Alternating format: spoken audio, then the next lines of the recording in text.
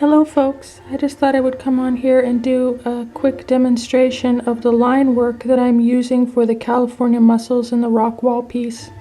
As you can see, they're just quick little dashes, very light touch with the pen, and what this is allowing to have happen is I'm creating these very dark areas where my pen touches down, and then able to pull away and create a nice sort of tonal gray.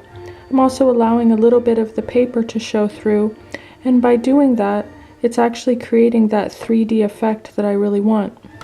This work is about as time-consuming as the stippling was for the coral and algae, but I'm really enjoying it, and I think the marrying together of these two techniques is going to make for a nice finished piece. If anyone has any questions, please feel free to ask. I'm always happy to answer them. And I appreciate all those following this piece, even though it's taking a long time. And I'd like to wish you a beautiful day or night, wherever you are in the world. Bye now.